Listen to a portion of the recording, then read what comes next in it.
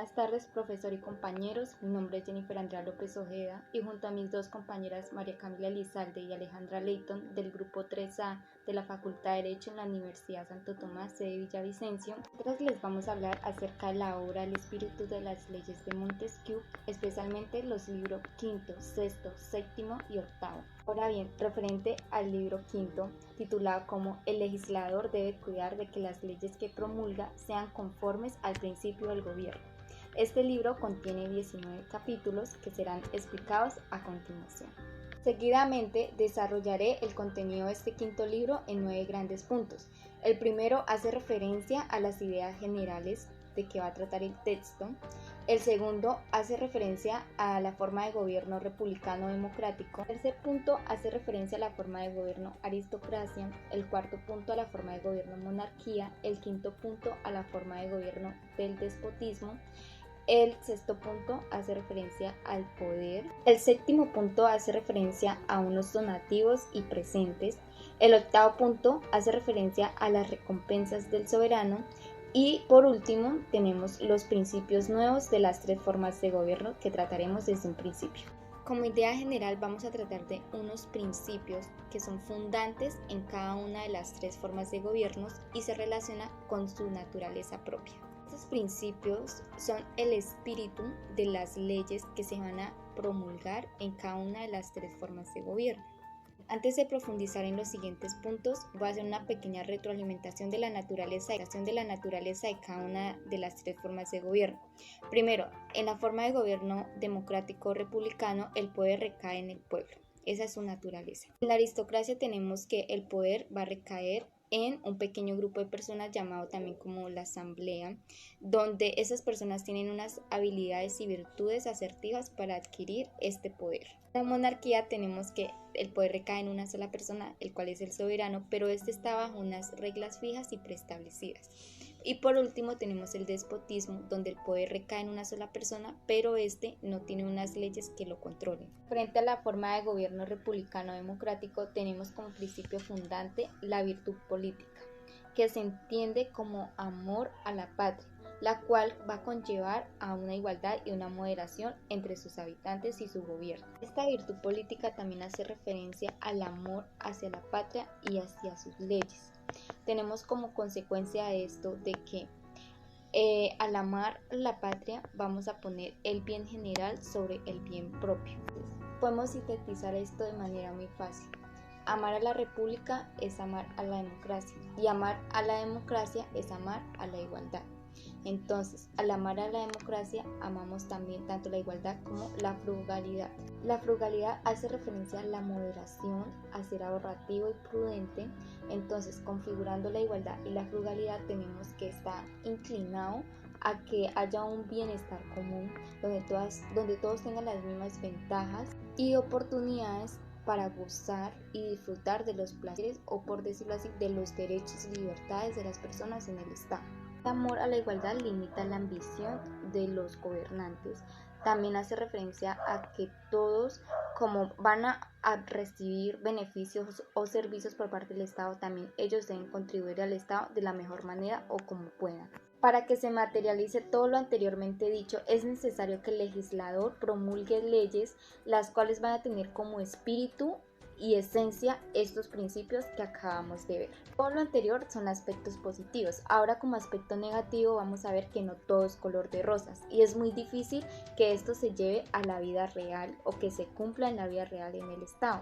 Como ejemplo podemos poner nuestro Estado colombiano. ¿Qué es nuestro Estado colombiano? Porque nuestra Constitución política establece un deber ser del Estado, pero en nuestra realidad vemos que eso no se cumple de manera efectiva o como se espera, porque hay diversos factores que afectan que eso no se cumpla. Referente a la forma de gobierno de la aristocracia, su principio fundante es la moderación.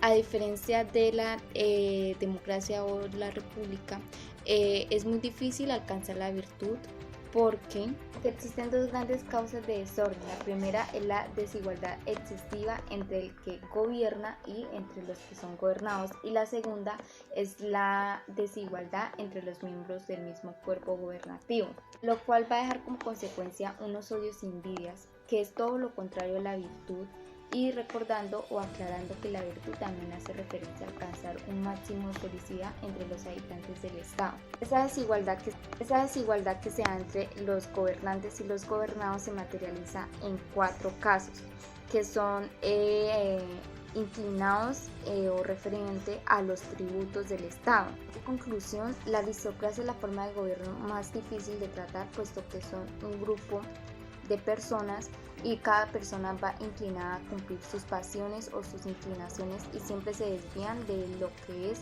el bien común. Punto a desarrollar tenemos la monarquía. En esta se da el principio o el espíritu fundante de las leyes es el honor. El honor que consigue esa persona, ese príncipe que va a ser el soberano de todo el pueblo. Esta persona también tiene cierta virtud para poder gobernar. Es una persona que tiene que tener una imparcialidad en la forma en que va a promulgar las leyes y que va a manejar la seguridad del Estado. Va a manejar los recursos económicos, va a manejar toda la parte administrativa del Estado. Tiene que ser una persona muy imparcial porque va a estar rígida bajo unas reglas. Como última forma de gobierno tenemos el despotismo, que es todo lo contrario a lo que hemos visto en las 3 anteriores formas de gobierno. En el despotismo se da un temor, pero no es un temor del bueno, sino un temor del malo. Porque en esta forma de gobierno el soberano no está regido por unas leyes preestablecidas, por unas reglas que debe estar sujeto, sino que hace lo que quiera como quiera. Entonces, ¿a qué conlleva esto? Que tome las decisiones que quiera cuando quiera, sin tener en cuenta qué afectación va a tener sobre el pueblo, sino yendo objeto, sino que hace lo que quiera como quiera. Entonces, ¿a qué conlleva esto? Que tome las decisiones que quiera cuando quiera, sin tener en cuenta qué afectación va a tener sobre el pueblo, sino yendo más bien por su interés propio, su individualismo, por decirlo así.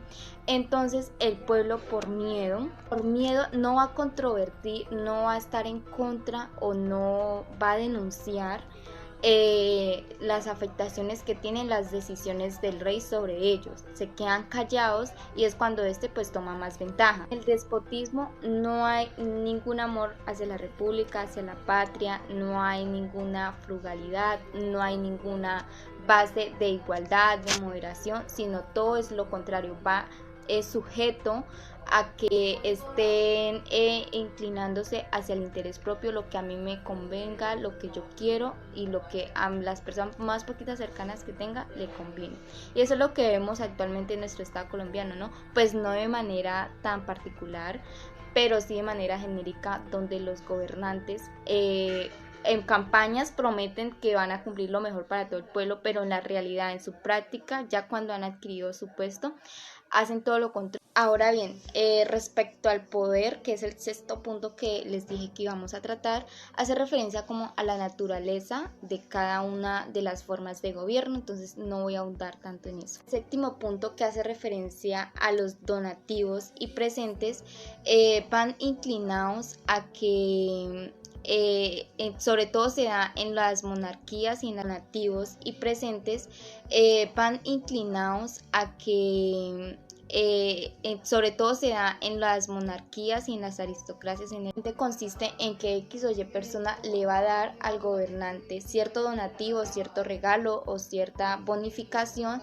siempre y cuando éste haga algo en favor de él. Y también cuando se dan estos donativos o presentes, los gobernantes no van a hacer algo en favor de las demás personas si no reciben algo a cambio. Entonces eso es como contradictorio con su fin, pues ellos deberían actuar sin necesidad de recibir algo a cambio, conforme a los beneficios o al bien del pueblo, porque para eso están allí, esa es su función prácticamente. Como 8º punto tenemos las recompensas del soberano.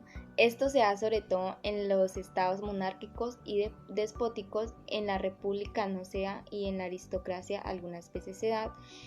Hace referencia sobre todo, digamos, por ejemplo, en los estados monárquicos se da cuando el soberano les da como recompensa a otra persona honor.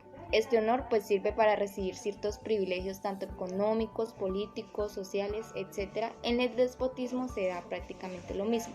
Como 9º y para cerrar tenemos las nuevas consecuencias de los principios de los tres gobiernos. En esta parte o en este capítulo, Montesquieu se hace 5 cuestiones que desarrollaré a continuación. La cuestión es que las leyes deben obligar a los ciudadanos a aceptar los cargos públicos.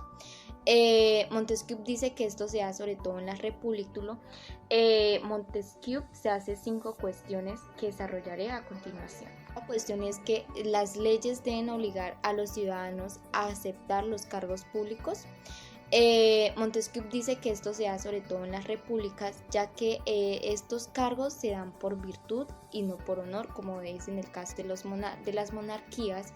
Entonces, por ende, los ciudadanos sí se ven obligados a aceptarlos porque se basa en la virtud. La cuestión es buena máxima la de que un ciudadano pueda ser obligado a aceptar en el ejército un grado inferior al que sirvió anteriormente. Esto se da sobre todo en la República, porque el ciudadano, por ese amor a la patria y esa virtud, se ve como en la obligación de hacer cierto sacrificio en honor a ella. La tercera cuestión es que si se le debe dar a una misma persona los empleos civiles y militares. En esta parte Montesquieu nos dice que en referente a la República es necesario que estén unidos y no divididos, como es en el caso de la monarquía. Porque en la monarquía es necesario que estén divididos, porque una sola persona no puede tener ambas funciones, tanto civiles y militares, porque sería muy peligroso para la seguridad del Estado. En cambio, en la república sí es necesario que estén unidos y trabajen en conjunto, pues porque recordando su naturaleza de que el poder recae sobre todo el pueblo. Cuarta cuestión, ¿es conveniente que se vendan los destinos? No es conveniente, sobre todo en los casos de las monarquías. La monarquía, porque en la monarquía es necesario que estén divididos, porque una sola persona no puede tener ambas funciones, tanto civiles y militares, porque sería muy peligroso para la seguridad del Estado. En cambio, en la república sí es necesario que estén unidos y trabajen en conjunto, pues porque recordando su naturaleza de que el poder recae sobre todo el pueblo. Cuarta cuestión, ¿es conveniente que se vendan los destinos? No es conveniente, sobre todo en los casos de las monarquías y de las repúblicas. ¿Por qué? Porque las monarquías, el rey, recordando, está regido por unas leyes o reglas. Entonces, la república tampoco, porque esta está regida bajo la virtud. Entonces, ¿qué pasa? Que si lo hacen, sería como entregar las funciones del Estado a una persona que no está capacitada para hacerlas o cumplirlas de manera eficaz. Pero sí se da en el caso de las formas de gobierno despóticas. ¿Por qué? Porque pues como el soberano no está regido bajo unas leyes, hace lo que quiera, y si él quiere venderlas, pues los vende, si no, pues no, es decisión de él, sin importar, como ya sabemos, la afectación que esto va a traer sobre el pueblo. Quinta cuestión, y para cerrar, ¿en qué gobierno son necesarios los censores? En el gobierno de la república. ¿Por qué? Porque estos se basan en la virtud. Entonces se necesitan unos censores que juzguen las malas prácticas que se dan en esta. Porque no sean en los otros gobiernos, porque en la monarquía como censor tenemos el universo entero, y en el despotismo pues no es necesario un censor, porque ya se sabe las malas costumbres que esta forma de gobierno trae. Consecuencia de los principios de los gobiernos con relación a la simplicidad de las leyes civiles y criminales, a la forma de juicios y a la imposición de las penas. El monarca, que conoce todas sus provincias, puede dar diversas leyes o tolerar diferentes costumbres, pero el déspota, que nada conoce, no puede fijar su atención sobre nada. Le es necesario una medida general, gobierna por una voluntad rígida y todo se humilla a sus pies. La prodigiosa multitud de esclavos hace que apenas haya personas que tengan voluntad propia y que deban, por consiguiente, responder ante los jueces de su conducta. Se tratan las leyes civiles y criminales, la forma de los juicios y el establecimiento de las penas. Según Montesquieu, es una monarquía. Las leyes civiles son más complicadas que en el despotismo y no hace referencia a cómo afectarían a una república. En realidad, Montesquieu que propone es que se debe buscar la sencillez y uniformidad de las leyes, Cuanto más perfeccionada esté una sociedad, más complicado será lograr leyes sencillas o uniformes, ya que las relaciones sociales estarán más multiplicadas y por lo tanto también lo estarán las leyes. En cuanto a la forma de los juicios, Montesquieu lo deja bastante claro en la siguiente frase: no conviene que ni el soberano, ni el pueblo, ni un senado, ni un monarca decida sobre los intereses de los particulares, sino por jueces establecidos de antemano para que esto y jueces juzguen siempre según el texto previsto en la ley.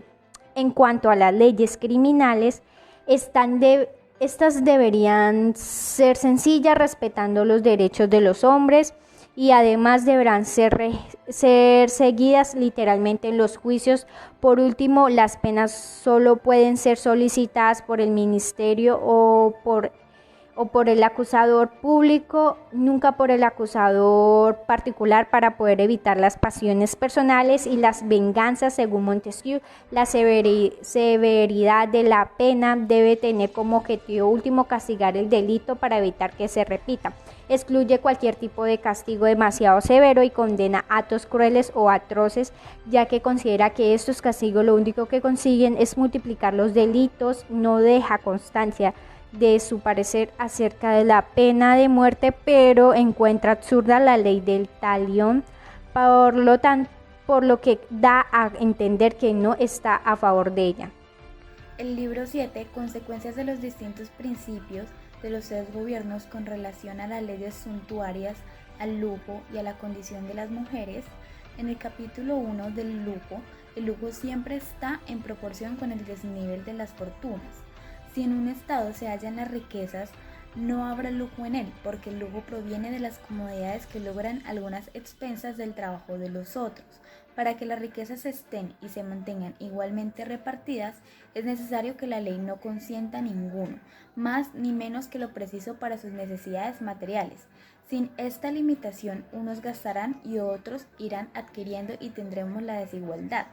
En el capítulo 2 de las leyes suntuarias en la democracia, dice que en las repúblicas donde las riquezas estén igualmente repartidas no puede haber lujo.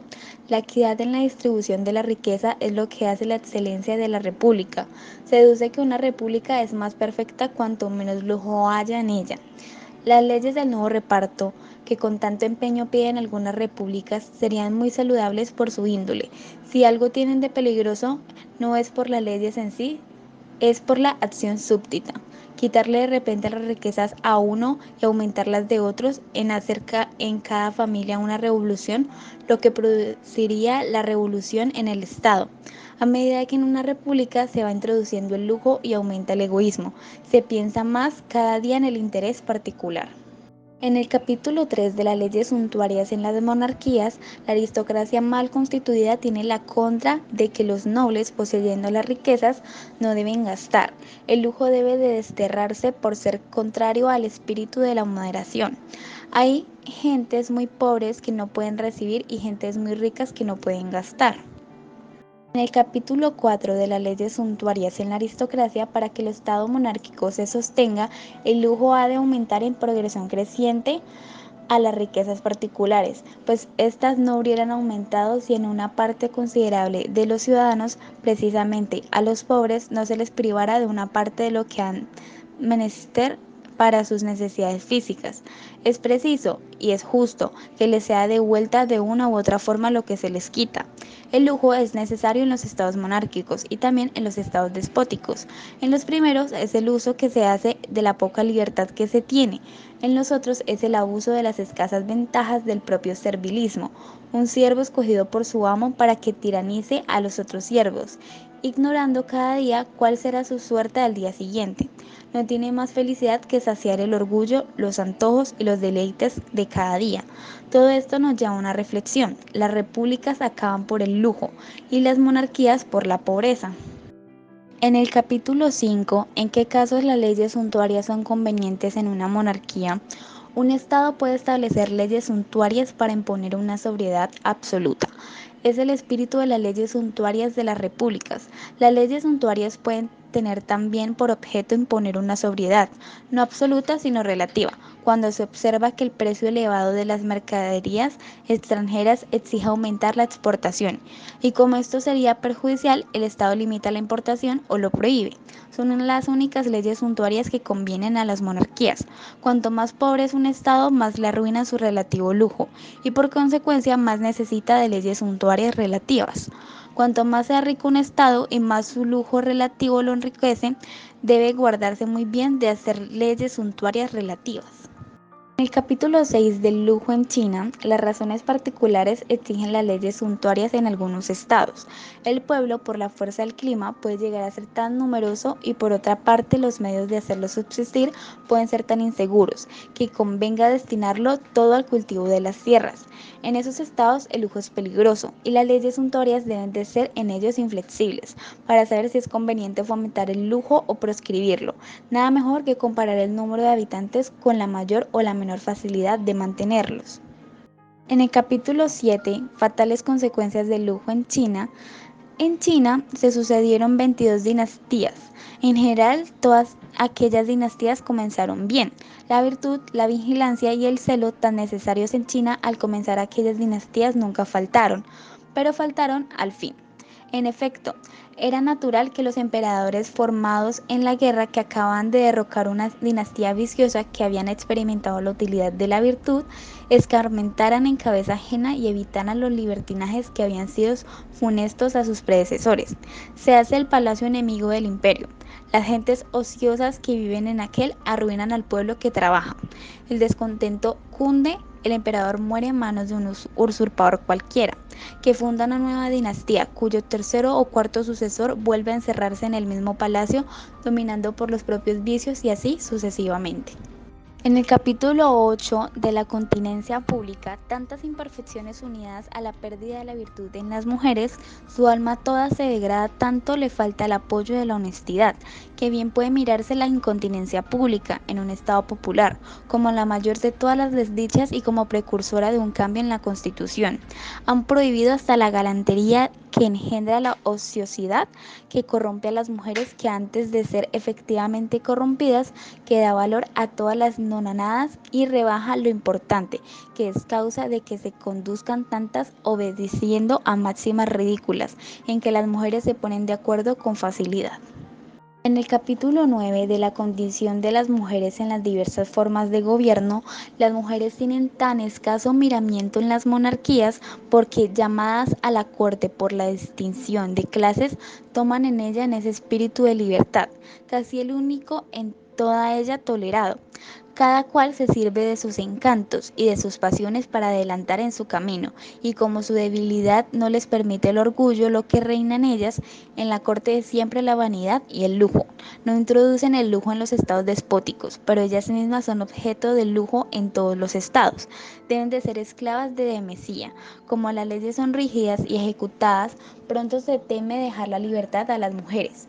En esos estados los príncipes se ríen de la naturaleza humana y tienen varias mujeres y mil consideraciones les obliga a tenerlas encerradas. En la república las mujeres son libres por las leyes y cautivas por las costumbres. Desterrando el lujo, lo están igualmente a la corrupción y el vicio. En el capítulo 10 del Tribunal Doméstico de los romanos no tenían como los griegos celadores particulares encargados de inspeccionar la conducta de las mujeres. La institución del Tribunal Doméstico suplió a las magituras que los griegos habían establecido. El marido convocaba a los parientes de su mujer y delante de ellos la juzgaba. El Tribunal de Familia no solo juzgaba en los casos de violación de las leyes, sino también en los de la violación de las costumbres o reglas de conducta generalmente observadas. Las penas de este tribunal doméstico debían ser arbitrarias. El tribunal doméstico entendía en la conducta general de las mujeres. Un delito, después de ser sometido al tribunal, era objeto de acusación pública. En el capítulo 11 de cómo cambiaron en Roma las instituciones al cambiar el gobierno, la institución del tribunal doméstico se fue debilitando, la acusación pública también cayó, ambas quedaron abolidas al acabar la república y establecer la monarquía romana. Podía temerse que un malvado, ofendido por la dignidad de una mujer que despreciara sus peticiones o por otras causas quisiera, perdería en el concepto público.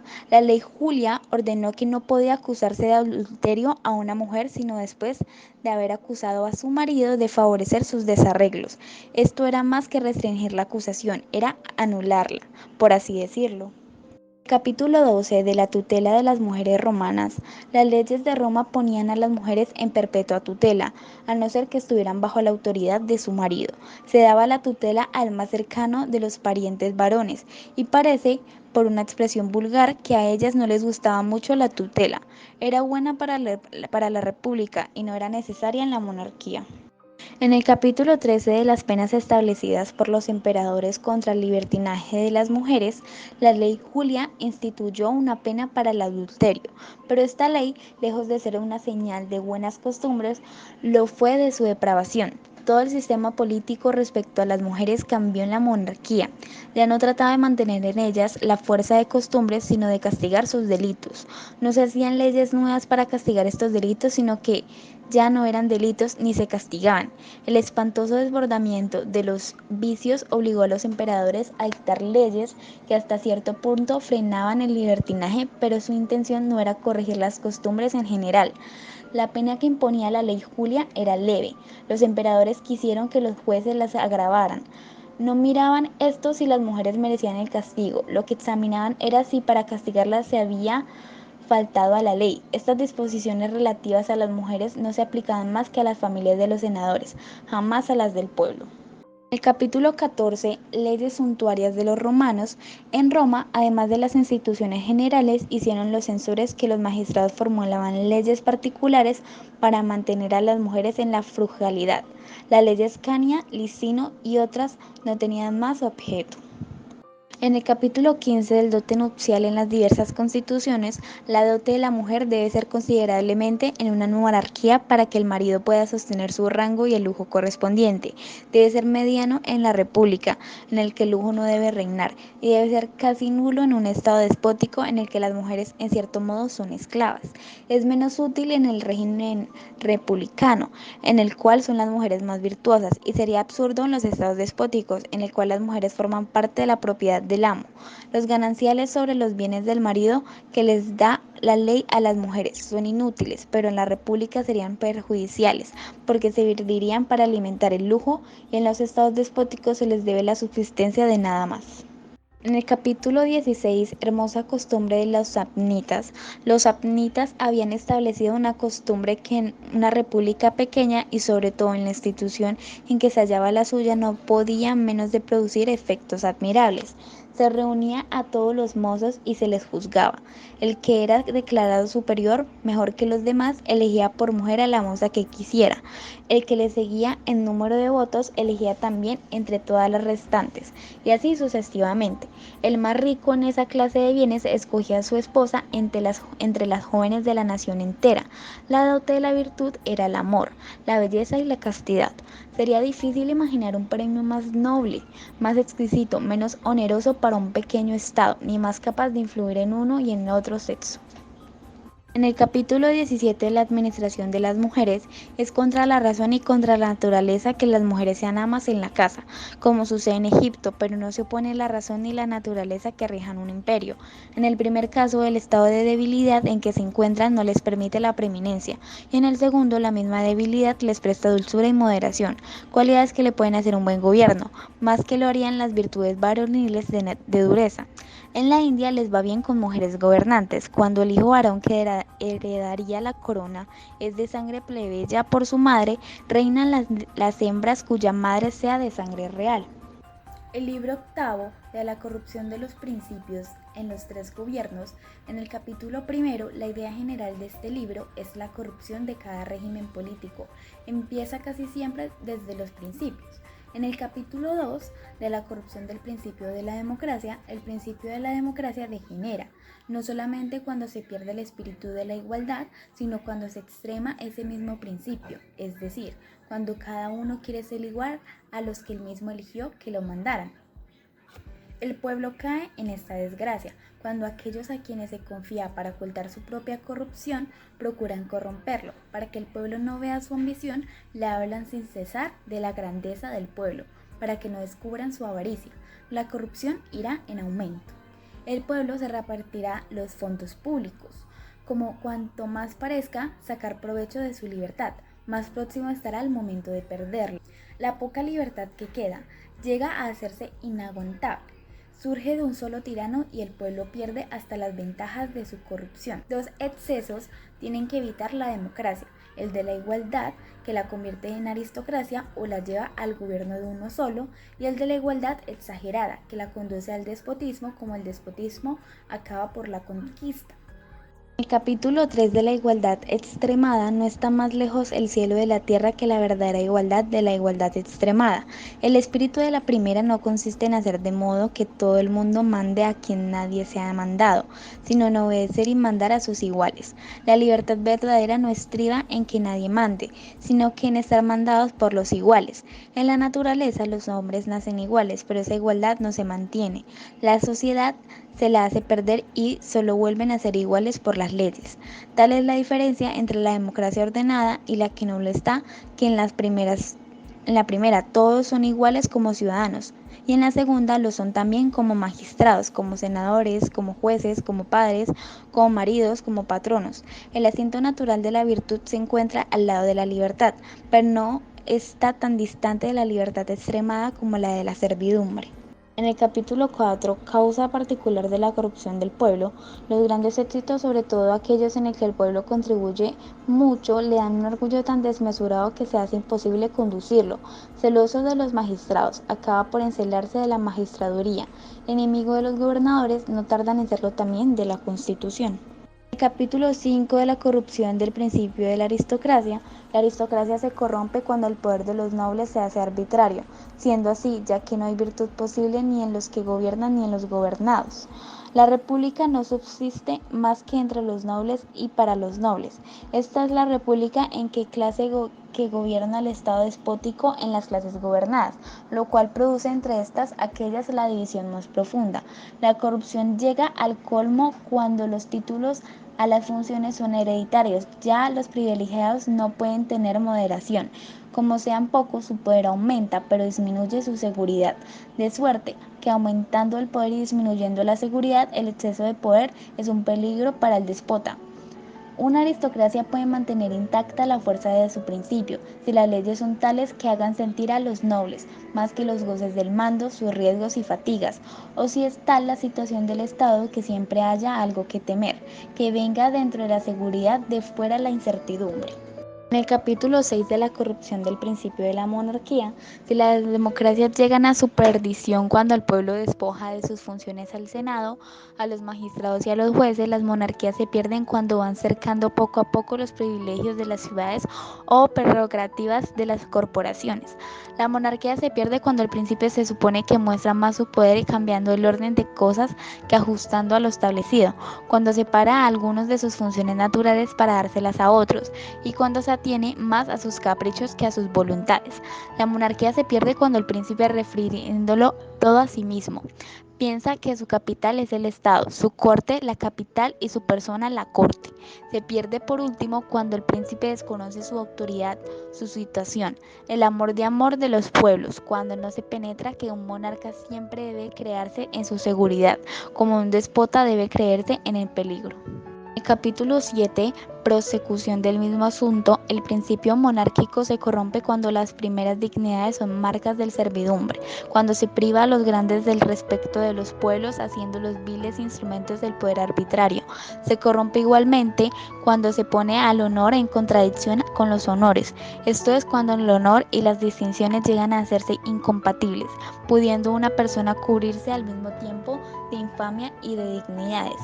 También se corrompe cuando el príncipe cambia su justicia en severidad. El principio de la monarquía se pervierte cuando almas cobardes se envanecen por los grandes resultantes de su servilismo, cuando creen que todo lo deben al príncipe, lo hacen todo por él y nada por la patria. Capítulo 8. Peligro de la corrupción del principio del gobierno monárquico. No es malo que un Estado pase a un gobierno moderado como el de la monarquía a la república o el de la república a la monarquía. Lo peligroso es caer de un gobierno moderado al desenfrenado despotismo. Según Montesquieu, en ese entonces la mayor parte de los pueblos de Europa estaban gobernados todavía por las costumbres, por el sentido moral, pero si un día por prolongado abuso del poder o por efecto de una gran conquista se estableciera el despotismo en cierto grado, ya no habría moralidad ni costumbre ni clima capaces de contenerlo, y en esa Europa, en esta bella parte del mundo recibiría la naturaleza humana, a lo menos por algún tiempo, los insultos que se le hacen en los 3 restantes continentes.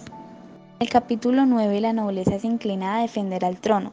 Buscaba en aquellos pueblos el dinero que no estaba allí, sin ver hombres que sí estaban cuando tantos príncipes se repartían entre ellos sus estados. Las partes componentes de su monarquía, inmóviles y sin acción, iban cayendo, por así decirlo, las unas sobre las otras. No había más vida que de aquella nobleza, que se indignó, lo olvidó todo para compartir y creyó que lo más glorioso era perecer y perdonar.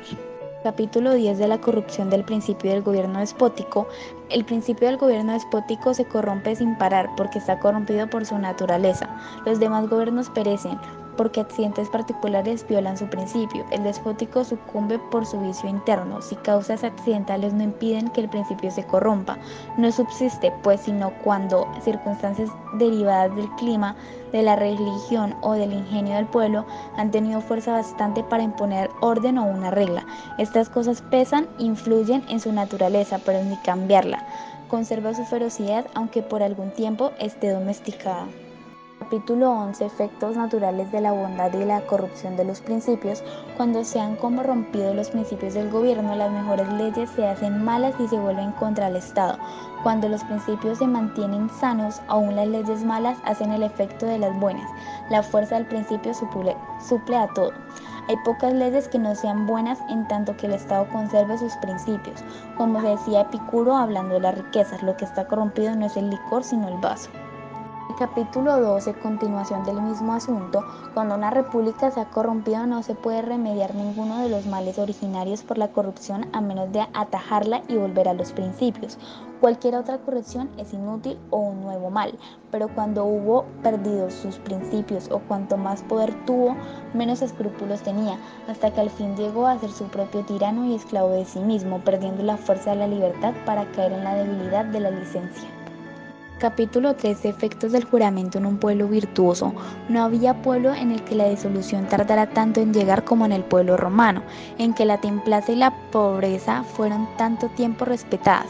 El juramento en aquel pueblo tuvo tanta fuerza que fue la mejor garantía del cumplimiento de las leyes.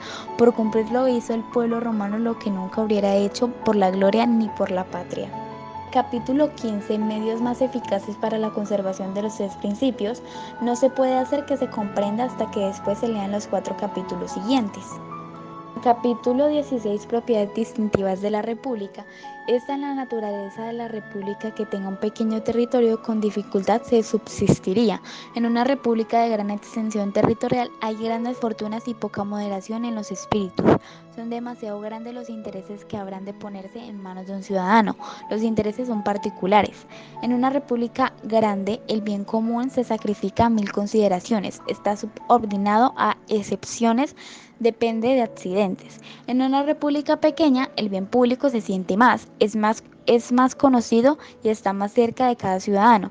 Los abusos en ella son menos extensos y por consecuencia menos protegidos. En una sola ciudad es difícil que pueda subsistir otro gobierno que el republicano, salvo en circunstancias especiales. El príncipe de tan pequeño estado tiende a naturalmente oprimirlo, porque tendría mucho poder y pocos medios de gozarlo o para hacerlo respetar. Pensaría pues demasiado sobre sus pueblos. Por otra parte, ese príncipe sería fácilmente oprimido por una potencia extranjera y hasta por una rebeldía interior. En cualquier instante podría sus súbditos reunirse y revolverse en contra de él. Ahora bien, cuando el príncipe de una ciudad se ve echado de su ciudad, pleito concluido, si tiene varias ciudades no está más que comenzando el pleito.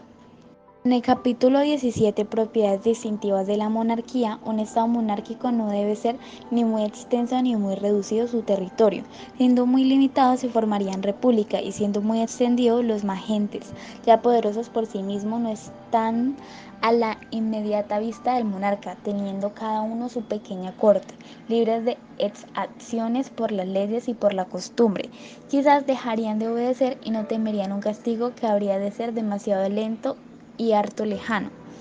El rápido establecimiento de un poder sin límites es el único medio para evitar la descomposición, nueva desgracia añadida a la del engrandecimiento. Los ríos corren a perderse en el mar, las monarquías van a perderse en el mar del despotismo. En el capítulo 18, la monarquía de España es un caso particularismo, es un caso excepcional y más bien comprueba lo que se ha dicho. Por conservar la posesión de América, hizo España lo que hace el despotismo, destruir a los habitantes. España quiso aplicar el despotismo a los Países Bajos, tan luego como lo abandonó, crecieron mucho las dificultades. Por un lado, los valones no querían ser gobernados por los españoles, por otro lado, los soldados españoles no querían ser mandados por oficiales valones. Se mantuvo en Italia enriqueciéndola y arruinándose por ella, los mismos que hubieran querido sacudir el yugo del rey de España, no querían renunciar al dinero de los españoles. Capítulo 19. Propiedades distintivas del gobierno despótico. Un gran imperio supone una autoridad despótica en el que se gobierna. El menester que la plenitud de las resoluciones compense la distancia de los lugares en que se ha de cumplir, que el temor impida la negligencia del gobernador o magistrado de hacerles el cumplimiento, que la ley esté en una sola cabeza y que pueda cambiarse de continuo como cambian sin cesar las circunstancias y los accidentes que se multiplican siempre en un estado en proporción de su grandeza y de su extensión territorial. Capítulo 20. Consecuencia de los capítulos anteriores, si es propiedad natural de los estados pequeños el ser gobernados en república, de los medianos en serlo en monarquía y de los grandes imperios el estar sometidos a un déspota, he aquí la consecuencia que se deduce, que para conservar los principios del gobierno establecidos es necesario mantener el estado en la magnitud que ya tenía, pues un estado cambiaría de espíritu a medida que crezcan o meguen sus decisiones, que ensanchen o estrechen sus fronteras. En el capítulo 21 del Imperio Chino, la China es admirado como un vasto imperio gobernado por la combinación de su principio con el temor, el honor y la virtud, en una vana distinción al establecer los principios de los tres gobiernos. A menudo sucede que hay algo de verdad en aún de los mismos errores.